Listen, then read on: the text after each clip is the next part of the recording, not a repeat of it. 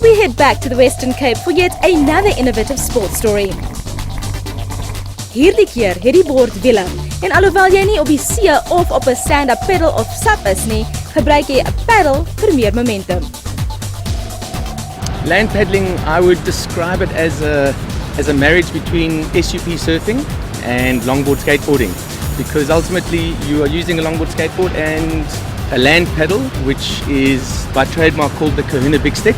It enables the paddler or the skateboarder to propel himself along the ground by using a very similar motion as you would during SUP stand-up surfing. Surfboards, skateboards, snowboards, and now land paddling are the heart of action sports. The evolutionary cycle continues. I started SUP surfing about a year ago, and my wife bought me a longboard skateboard for my birthday. I'm 40 years plus, and so to get back into skateboarding, I think it had been about 20 years since I'd last been on a board. I had a lot of fun, but the next morning I couldn't move my leg, my calf muscle was frozen and sore, and you just realize that you can't do the things that you did when you were sort of in your teens.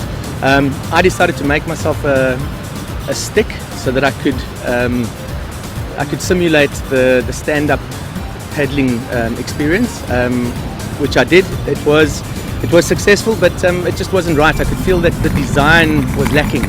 So I went onto the internet to have a look at what was available in the rest of the world, what the rest of the guys were doing, and I discovered the brand Kahuna Creations. They had invented land paddling, if you'd like to call it that, about 5 years ago with the invention of the Kahuna Big Stick. I started chatting to them, I flew in some samples, I got riding immediately, loved it, absolutely loved it. Everyone else that knew me also loved it. It grew from a little concept, and now we've got a container of products arriving. We'll be distributing around the country this summer, and it really is, it's taken off. The interest is massive, but it's mostly we're really enjoying doing it. Land paddling has its history in Hawaii, where the Tahitians and Polynesians fused their surfing and skateboarding skills into yet another form of recreation. This time, just about anyone can do it. To land paddle, you need a longboard. There are many brands on the market. We at Kahuna Creations, we bring out a range of different boards. I'll show you the one board in particular. This board is called the Kahuna Creations Bombora. What makes it unique is its size. It's 48 inches, so it's 1.5 meters, takes me just up to my chin, and it is by far the biggest board on the market in South Africa currently.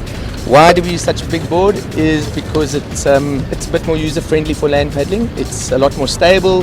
There are different riding positions, which if you want to do more stylish, hardcore carves, you put your weight further back. If you want to do more intense downwind, thrilling speed rides, put your weight a bit more forward, and she tracks beautifully and stably.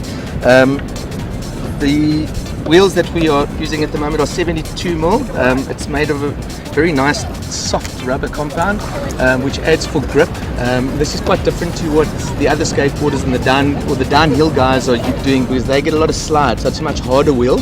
We don't really want to slide because we prefer to, for land paddling, have stability and do nice carving turns. This is called the Kahuna Big Stick.